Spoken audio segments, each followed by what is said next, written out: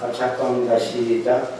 천국은 마치 밭에 멈춘 노아와 같으니 사람이 이를 발견하고 숨겨두고 기뻐하여 가져가서 자기의 소유를 다 팔아 그 밭을 샀느니라. 또 천국은 마치 진주를 구하는 장사와 같으니 극히 값진 진주 하나를 만나매 가서 자기의 소유를 다 팔아 그 진주를 샀느니라. 아멘. 아멘. 앱산 간사입니다. 참 잘 오셨습니다. 주의 이름으로 환영합니다. 주의 이름으로 축복합니다. 주의 이름으로 사랑합니다. 아멘. 네. 오늘 이 말씀 증거하신 목사님은 경찰청의 총경으로 퇴직하시고 서울 방거동의 포도나무교회 담임 목사님이시고 서울경찰청 선교회 지도 목사님으로 계시는 지대한 아빠의 제 동생인데 또 청와대 경호실 그 직원 교회까지 이렇게 하나님이 이제 3년밖에 안 됐는데 새 교회를 주셔가지고 정말 헛될 새 없는데 하나님 이곳에 보내셔가지고 말씀을 전가하고 들을 수 있도록 감사하게 바랍니다. 나오실 때 할렐루야로 박수로 환영했습니다. 할렐루야. 할렐루야.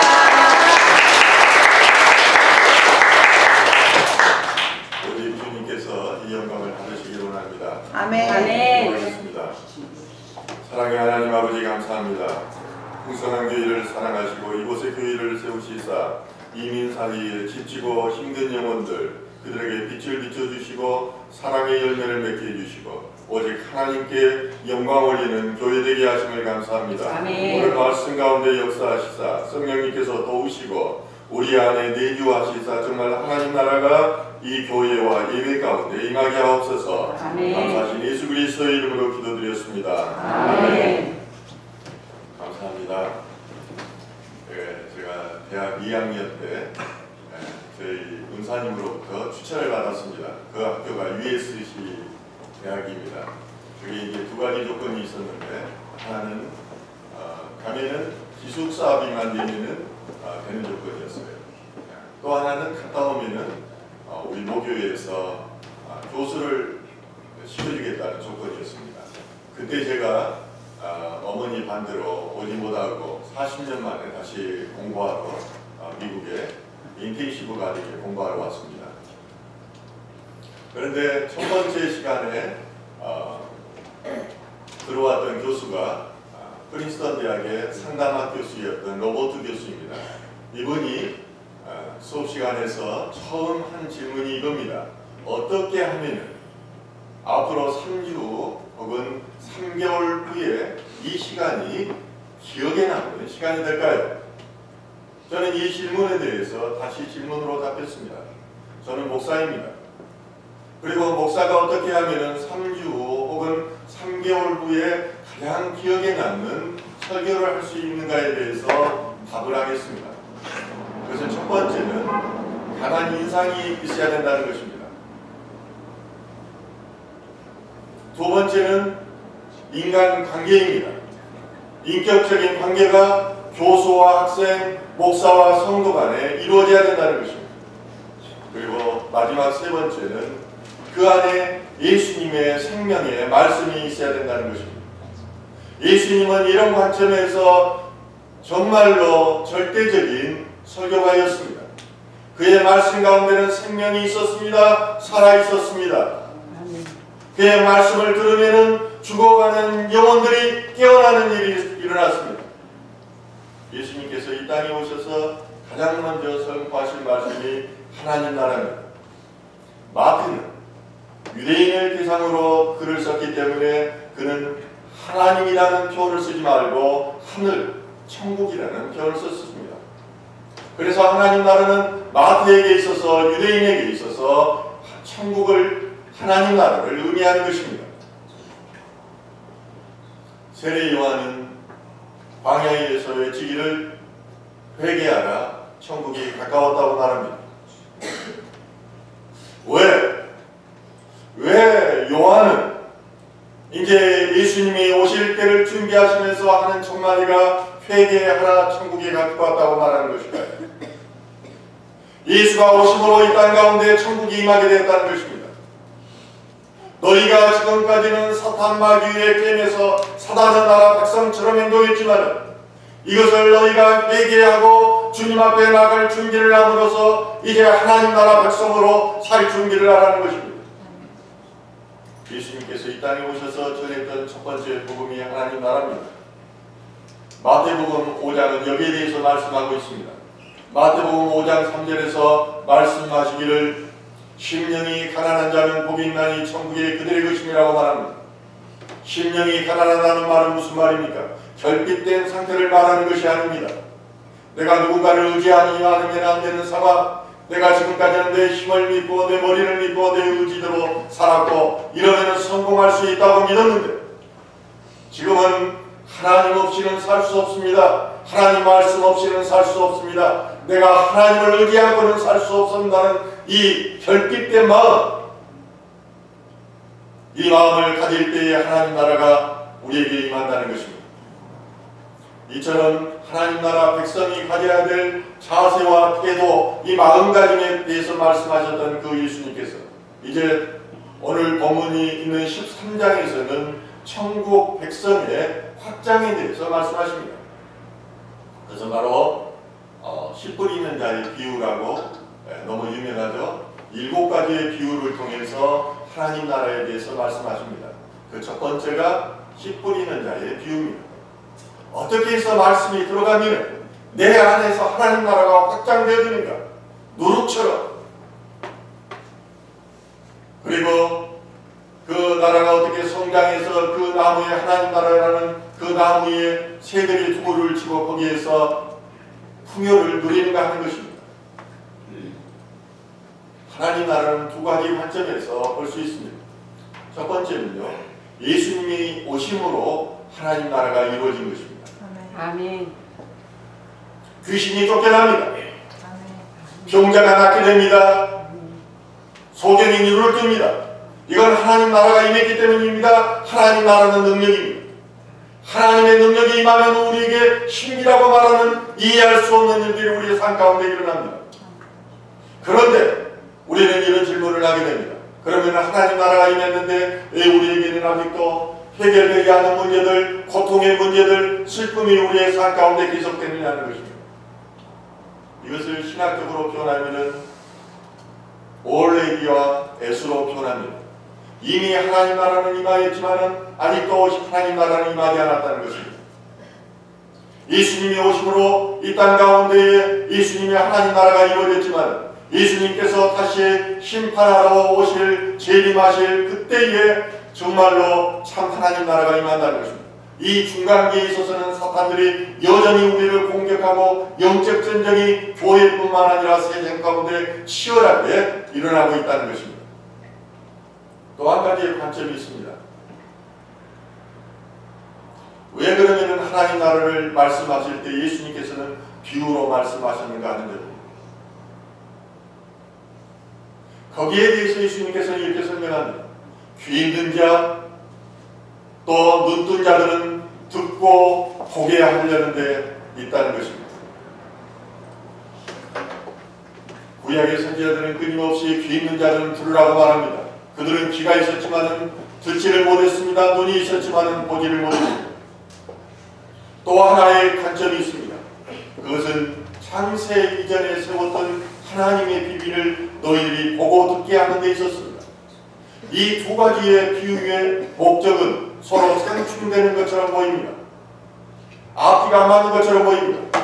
그러나 우리는 예수님께서 말하는 그 청중 대상, 듣는 사람들의 그 관점과 환경 속을 들어가야 되고 이해해야 됩니다.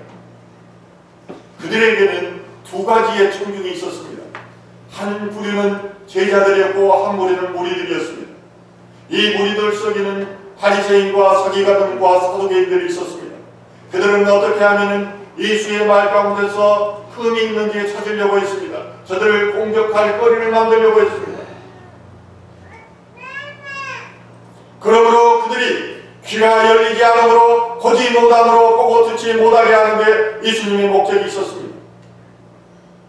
그래서 7가지의 천국 비유를 말씀하시는데 예수님께서는 오늘의 진주와 보화 비유를 말씀하실 때는 이제 제자들을 집으로 데리고 와서 앉혀놓고 제자들에게만 이 비유를 말씀하십니다.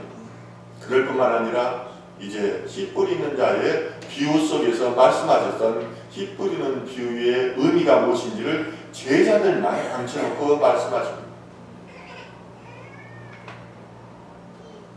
너희들은 구원받을 자 하나님의 백성이기 때문에 이 비유의 의미를 잘 알아두라는 것입니다. 특별하게 오늘 4번째와 5번째 비유인 이 보화와 진주의 비유는 매우 중요합니다. 그렇기 때문에 구원을 받아야 될 제자들만 향해서 방에 앉혀놓고 이제 말씀을 하셨다는 것입니다. 오늘 본문 44절 다시 한번 읽을까요? 44절 같이 한번 읽겠습니다. 천국은 마치 함께 보화와 같으니 사람이 이를 발견함도 숨겨두고 기뻐하며 자기의 소유를 다 그 밭을 사느니라. 아멘.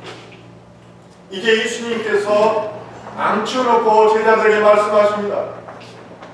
얘들아, 내가 어디서 왔지? 내가 아버지의 나라 천국에서 왔지 않니? 예수님은 천국에서 오신 분입니다. 아브라함과 나사로 거지의 그 말씀에서도 예수님께서는 천국을 갔다 온 사람들이 다시 내려올 수 없다고 말씀하십니다. 유일하게 천국을 아는 분은 예수님이십니다. 예수님께서는 아버지의 나라 그 천국에서 오셨기 때문입니다. 예수님께서는 그 천국이 얼마나 소중한 것인가를 압니다.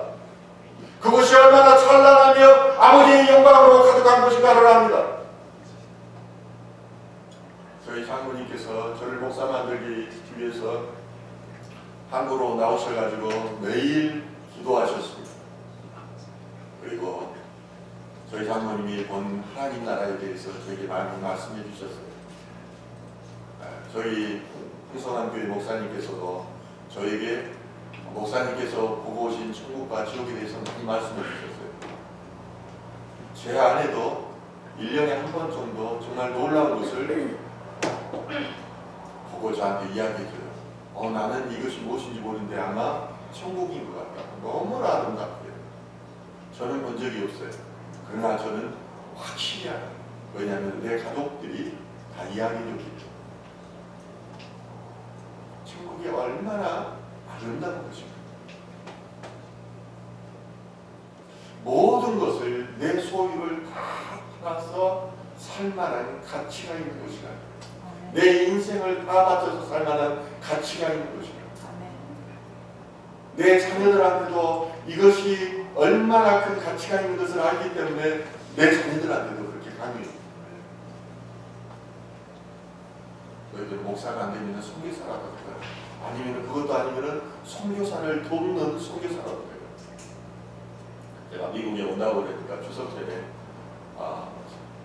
저 사이하고 딸 네가 아버님 식사하자고 같이 분위기 있는 식당에서 식사를 했습니다.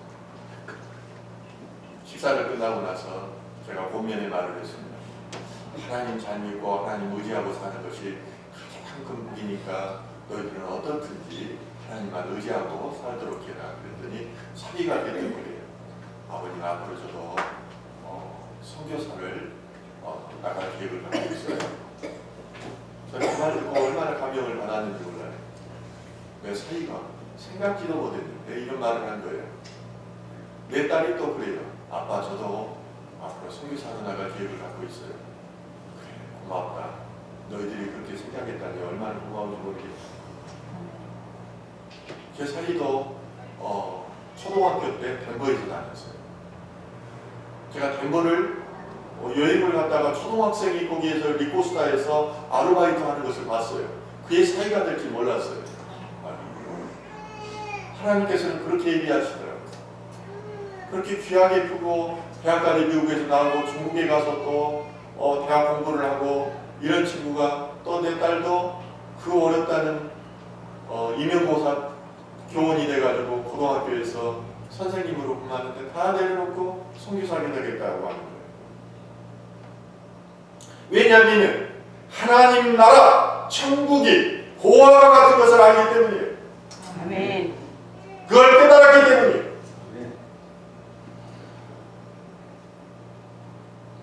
고대 사회에는 유탁기관이나 이런 은행이 없었습니다. 그렇기 때문에요, 금은 보화 이런 것들이 있으면은 어디 깊은 땅에다 묻어놓았어요. 그런데 남한테 알려지면은 비밀이 아니지 않습니까? 다른 사람이 캐가버릴 수가 있잖아요. 그래서 남한테 비밀로 하고 나만 알고 있어요. 그러는데 고대 사회는 전쟁 같은 거, 갑작스러운 질병이 심했습니다. 그래서 갑작스럽게 이 비밀을 알고 있는 주인이 죽어버리는 경우가 있습니다. 그러고 나면은 이 보화가 숨겨진 것을 아는 사람이 없어요. 그런데 어떤 사람이 밭을 갈다가 이 보화를 발견합니다. 밭을 갈면서 보화를 발견했다는 것은 그가 땀 흘려 일했다는 그런 의미를 가지고 있습니다. 남보다 더 열심히 일했다는 의미를 가지고 있어요. 렘브란트의 그림 중에 보면은 감추어진 보화의 비율이라는 이 그림이 있습니다. 여기에 보면은 그 주인공이 한 손에는 농기구를 들고 있고 또 왼손에는 이 바구니, 긴 바구니를 들고 있는 것을 볼 수 있습니다. 그래서 이 사람이 보화를 발견했다는 것을 렘브란트는 어떤 것을 말하느냐 하면은 그가 땀 흘려 일함으로 하나님께서 보화를 발견하게 해준 그런 은총으로 표현하고 있는 것입니다. 땀 흘려 일한 사람, 이 보화를 찾기를 힘쓰는 자만이 보화를 발견할 수 있다는 것입니다. 이 보화는 천국입니다. 하나님 나라입니다. 여러분들이 천국을 발견하기 위해서는 귀가 열려야 되고 눈이 열려야 됩니다. 보는 눈이 있어야지 천국을 알게 됩니다. 아무리 보여줘도 믿지를 않는 것입니다. 아무리 들려줘도 믿지 않는 것입니다. 바리새인과 서기관들은 하나님 나라에 대해서 이야기했지만 그들이 듣지를 않았습니다. 왜냐하면 눈이 멀었기 때문이에요. 성경은 그들이 돈이 좋아했기 때문이라고 말합니다. 바리새인들은 부자가 복받았다고 생각했습니다. 그래서 부자가 천국 간다고 생각했어요.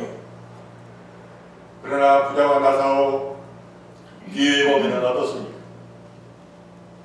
부자는 지옥 가고 거지했던 나사로가 천국 가게 됩니다. 바리새인들은 그렇게 하기 때문에 예수님께서 심령이 가난한 자가 천국을 소유한다는 이 말을 비웃었던 거예요. 그러므로 그들은 예수님으로부터 저주를 받았어요. 독사의 자식들아, 저주를 받았다는 것은 이미 그들이 이 땅 가운데 있지만은 그들이 지옥에 있다는 말입니다. 하나님의 나라는 그렇습니다. 시간에 관념이 없습니다. 과거와 현재와 미래가 동일 선상에 있습니다.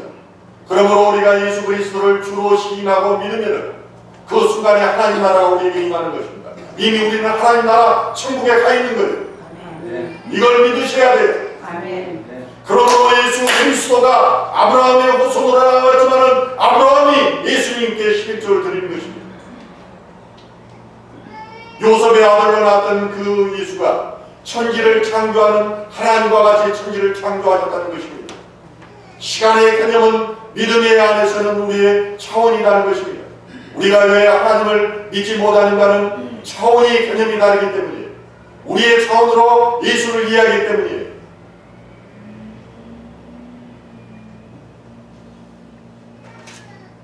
이어서 본문 13장 45절과 46절을 같이 읽겠습니다. 또 천국은 마치 진주를 구하는 장사와 같으니 급히 갇힌 진주 하나를 마시려니 가서 자기의 소유를 팔아 그 진주를 사느니라.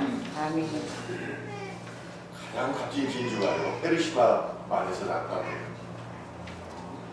그래서 장사하는 사람들은 이 값진 진주를 사기 위해서 정말로 열심히 뛰어다녔습니다. 여러분도 미국 사회에서 그렇죠? 성공하기 위해서 얼마나 열심히 살았습니까? 저도 직장 생활하면서 그랬습니다. 저 시골 출신이고 또 뭐 학벌이나 이런 특별한 인맥이 없었기 때문에 인정받을 수 있는 것은 능력뿐이었습니다. 열심히 했어요. 직장 다니면서 대학원 3군데를 다녔어요. 그리고 대학에 강사를 나갔어요. 경찰대학에 강의 나갔어요. 그래서 살아있는 신화라는 그런 별명도 들었어요. 왜냐하면 열심히 살아야 하나님한테 물질도 바치고 부모한테 잘하고 또 내 이웃에게 나누면서 살려면 나보다 더 기독교인들은 열심히 살아야 돼요. 지금도 제가 교회에 세계한다는 게 이건 제가 목사 된 지 3년밖에 안 된 사람이 있을 수 없습니다. 그렇지만 최선을 다해요. 최선을 다해요. 부흥시켜서 누구에게인가 이 하나하나를 맡기기 위해서 노력하는 것입니다. 그게 한국에도 목회자들 넘쳐납니다. 맡고 있는 사람들을 나가라고 하고 저한테 맡긴 거예요. 그게.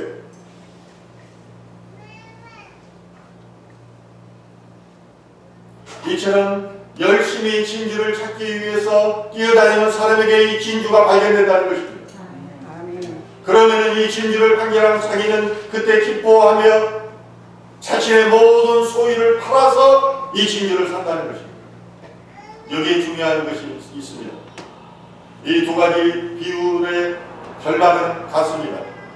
보화를 발견했을 때에 또한 진주를 발견했을 때에 자기의 모든 것을 팔아서 사는 데 있습니다. 하나님 나라는 이런 것입니다. 내가 이것도 갖고 저것도 갖고가 아닙니다. 이거 하나를 포기하고 이것을 구하는 것입니다. 사람들은 이성적인 동물입니다. 이성적인 동물이라는 것은 자기가 판단을 합니다. 무엇이 나에게 이익이 되는가를 판단한다는 것입니다. 누구나가 가지고 있는 판단입니다. 어떤 여인이 두 여인이 좋아하는 사람이 있을 때 내가 어떤 여인과 결혼하는 것이 나에게 유익할 것인가? 계속 판단을 합니다. 그래서 결정을 내립니다. 내가 돈을 가지고 있는데 이 돈을 주식에 투자할 것인지 아니면 부동산에 투자할 것인지 현금으로 보유할 것인지 내가 판단을 해서 이 중에서 가장 가치 있는 곳에 투자하게 되는 것입니다. 이것이 사람입니다. 그런데 보화를 발견한 사람이 자기의 모든 것을 팔아서 이 땅을 샀다는 것은 이 땅을 사게 되면 그 안에 감추어진 모든 보화를 내 것이 되는 거예요. 민법에 보면 무주인 선점의 원칙이 있습니다. 주인이 없는 것은 선점한 사람이 내 것이 됩니다. 그 땅을 사면은 거기에 감추어진 보화마저도 내 것이 되는 거예요. 이것이 이 보화만 가지면 인생의 모든 문제가 해결됩니다. 그렇기 때문에 다른 것은 아깝지가 않습니다. 다 포기하게 됩니다. 바울이 그랬지 않습니까? 내가 예수 그리스도로 인해서 다른 것들은 다 배설물이 되어노라. 네. 미국 하버드 대학의 그 학위증, 박사 아메리카, 미국의 시민권, 내가 어디 출신이라고 하는 그 집안의 배경들 다 필요 없다는 거예요. 저는 그것을 해봤습니다. 저는 고등학교 2학년 때에 목사가 될 거라는 것을 알았습니다. 그리고 나서 제가 제일 잘 나갔을 때에 우리 장모님 칠순이었어요. 이때 하더니 장모님이 그러셔요. 자네 목사 되게. 아마 어머니께서는 기억하고 계신지 모르겠어요.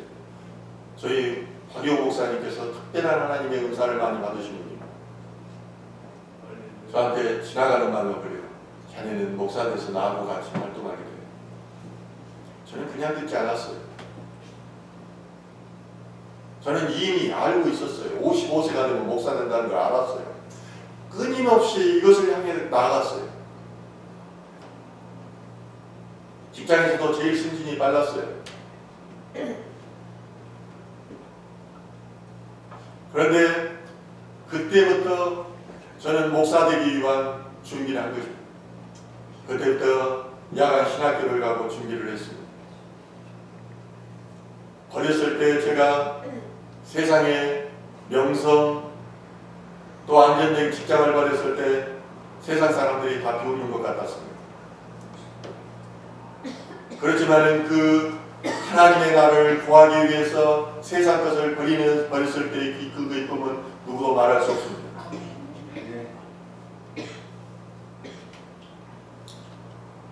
하나님의 나라 천국을 소유하기 위해서 세상 것들을 바라봤을 때 배설물로 보였습니다.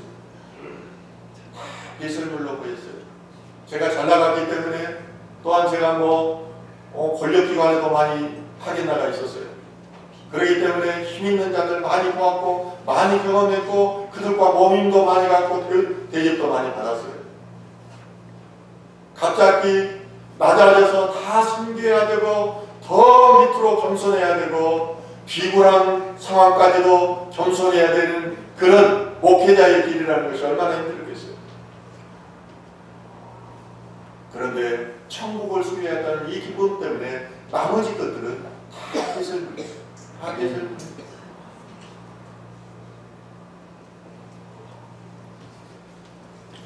감추인 보화를 발견한 이 사람은 자신의 소유를 다 팔아서 이 천국을 샀었습니다. 진주를 발견한 상인, 이 진주는 예수 그리스도를 의미합니다. 이 예수 그리스도를 소유하기 위해서 자신의 소유를 다 팔아서 이 진주를 샀다는 것입니다. 예수가 있는 곳이 하나님 나라입니다. 이 땅의 마지막 왕으로 심판주로 오실 분이 예수 그리스도입니다. 백보자 심판대에서 심판하실 분이 예수 그리스도이십니다.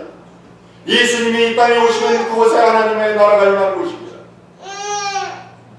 그러므로 예수 없는 것은 아무것도 아닙니다. 예수님이 계셔야 능력이 나타납니다. 여러분 100만 번, 10,000번 기도응답을 받았다는 목사님 있죠? 저는 요즘에요 그분을 이해할 것 같아요. 굉장히 재밌어요. 왜 우리가 기도응답 못 받았습니까? 오늘 찬송했죠? 그의 나라와 그의 의를 구하라. 그의 나라가 어디예요? 하나님이에요. 하나님의 나라예요. 천국이에요. 그의 의가 뭡니까? 그의 의가 예수님이에요. 예수 그리스도로 우리는 의롭게 되었어요. 예수 그리스도를 구한다는 게 뭐예요? 대체 어떻게 우리가 예수 그리스도를 구해야 됩니까? 내가 사랑하는 사람을 내 사람으로 만들기 위해서 얼마나 노력을 해야 됩니까? 그 사람을 만들기 위해서는 시간과 청력과 돈을 소비를 해야 됩니다. 예수 그리스도를 우리 나의 사람으로 만들기 위해서 우리가 얼마나 시간을 투자했느냐고요. 돈을 투자했느냐고요. 내 인생을 얼마나 바쳤느냐고요. 예수 그리스도가 그렇게 하는 사람들입니까? 예수님의 말씀은 하나도 지키지 않으면서 내 기도는 들어달라고, 내 기도를 들어달라고 이 이기적인 신앙이 정말로 하나님 나라를 구하고 예수 그리스도를 구하는 신앙에 탄생하는 것입니다. 그런데요, 내 소유를 다 팔아서 하나님 나라와 예수 그리스도를 구하면은요, 다 알아. 너가 뭘 필요한지 다 알아요. 너 돈 필요하면요, 돈 다 줘요. 네, 금년 여기도 저 미국에 오는데 제가 돈이 10만원, 10만원 모아가지고, 저도 아들을 지금 유학 보내고 있어요. 많이 들어가요. 그렇기 때문에 목회하면서 모으고 해서 한 90불 정도밖에 못 모았어요. 근데 내 마음속에 한 1,500불을 가져가고 싶어요. 네. 그런데 딱 가기 전날 선교단체에서 경비를 보내줘요. 우리 교회에서 돈 준다는 걸 제가 안 받았어요. 그랬는데 돈을 보내가지고 딱 보니까 환전해보니까 딱 1,500불, 1,700불로 환전할 수 있었는데 제가 200불을 누구를 주다 보니까 어쩌면 그렇게 내 생각처럼 1,500불이 딱 맞아떨어지는 거예요. 아멘. 이게 이런 게요, 한 번이 아니에요. 한 번이 아니에요. 계속이에요, 계속. 네. 필요한 거 다 줘요. 아멘. 그러니까 우리 교인이 뭐라고 그러는 줄 알아요? 목사님은 어쩌면 하는 일마다 다 잘 돼요. 세상적인 관점으로 보는 거예요, 이분은. 하는 일마다 다 잘 되고 있는 것처럼 보이는 거예요. 우리가요, 기도할 때 조건이 있습니다. 저는 법을 해가지고 법적으로는 조건부 무슨 행위, 행정행위 뭐 이런 게 나옵니다. 조건부. 조건이 이루어져야 이 뒤의 것이 이루어져요. 이 조건이 안 이루어지면 뒤의 것이 안 이루어져요.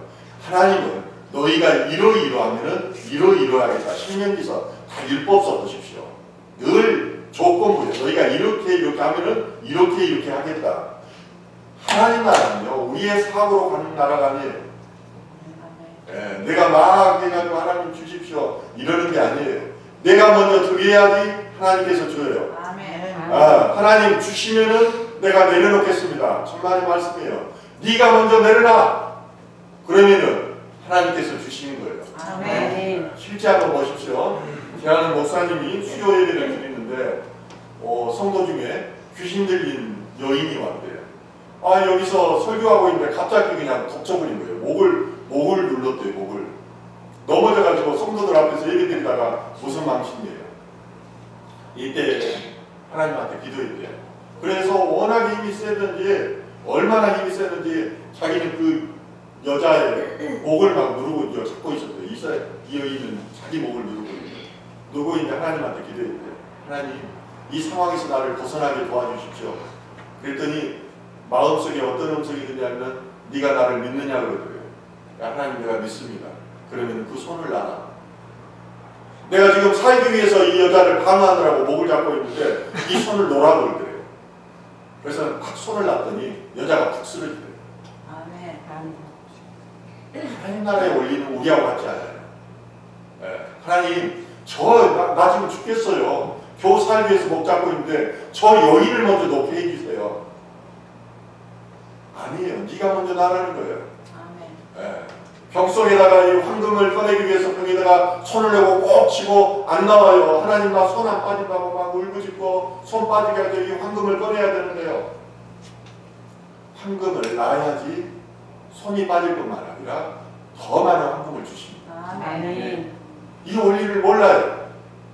그러니까 맨 그냥 그 바리새인과 서기관처럼 외식하는 신앙을 해요. 이건 종교인이에요. 그러므로 오늘 본문에서 보아와 그리고 진주를 발견한 사람의 특징이 뭡니까? 그들은 가치를 아는 사람이에요. 보아의 가치에 진주의 가치를 아는 사람이 돼야 돼요. 천국이 얼마나 소중한 것인지, 진주가 얼마나 소중한 것인지 아는 사람이 진정으로 그것을 소유하게 된다. 돼지에게 진주를 던지지 말라고 그러죠. 진주 어떻게 할까요? 돼지가요? 물어요. 왜냐하면 진주의 가치를 모르기 때문에.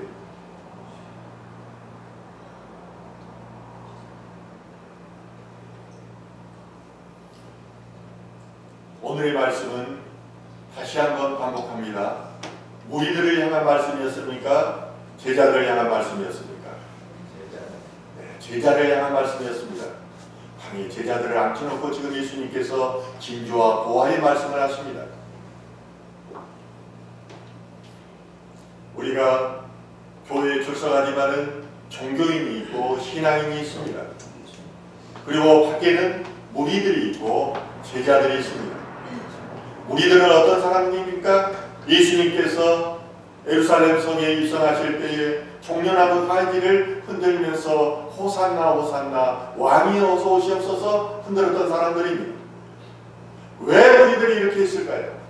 그들은 오병이의 기적을 봤습니다. 치유하는 것을 봤습니다. 죽은 자가 살아나는 것을 봤습니다. 만약에 이 사람이 왕으로 온다면 지금 로마의 지하에 있는 이스라엘 백성들이 해방될 것이며 먹을 것이 구하게 될 것이며 또 때로는 가까이 따라다녔던 사람들은 나도 왕 옆에 가서 한 자리 할 거라고 믿었습니다. 그 사람들이 어떻게 됩니까? 십자가에 달리신 예수, 정말로 힘없는 예수, 나약한 예수를 봤을 때 저자를 십자가에 매달라고 소리칩니다. 무리들의 특징입니다. 예수님께서는 12명의 제자를 삼으시고 그들을 통해서 하나님 나라를 이루시기 원했습니다. 오늘날도 많은 교회에 출석하는 교인들이 있고 종교인이 있습니다. 그러나 하나님께서는 남은 자를 통해서 일하십니다. 구루토기를 통해서 그들에게 싹이 나고 하나님 나라를 열고 풍성한 교회를 더욱 풍성하게 한다는 것입니다.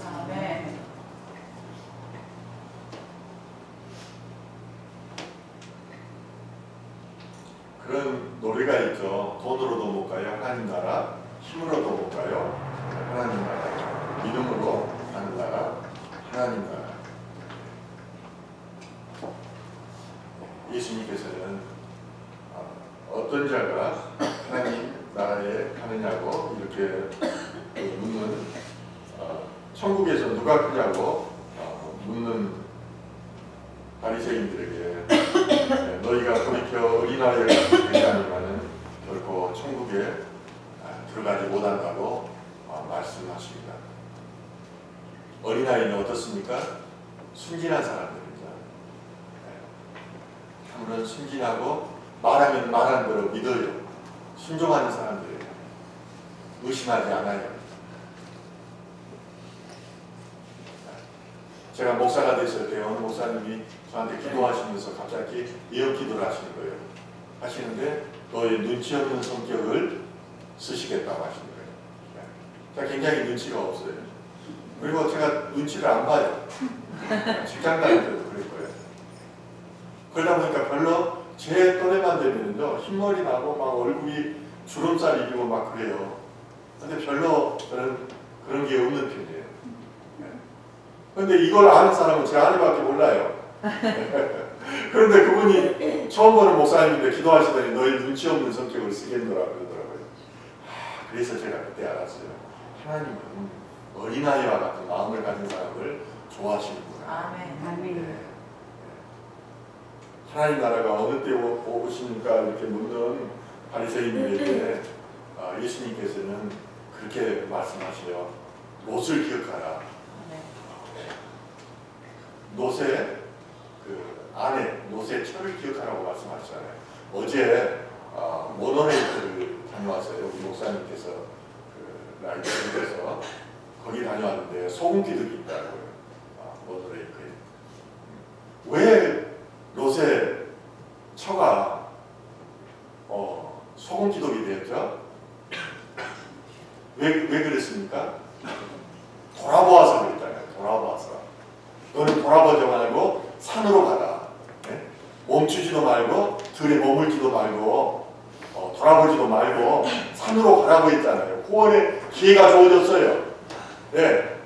우리에게도 구원의 기회가 주어졌어요. 방법을 가르쳐줬어요. 나는 길이요 진리요 생명이다. 예수님 내 말씀만 들어서 실행하면은 너희가 보화를 진주를 발견하고 너희가 세상 것을 버리고 나를 따르면은 너희가 분명하게 하나님 나라를 소유하게 될 것이라는 것을 말씀해 주셨어요. 롯의 아내가 무엇 때문에 돌아보았습니까? 세상에 미련이 있었기 때문이에요. 미련이 있었기 때문에 돌아보다가 소금 기둥이 됐어요. 우리도 마찬가지입니다. 세상과 재물 같이 우리가 소유해서는 하나님 나라를 소유할 수 없습니다. 우리 인간에게 욕망 중에 가장 강한 것이 소유욕 중에서 돈이에요. 그래서 헌금하는 것이요. 이게 헌금하는 것이 여러분들은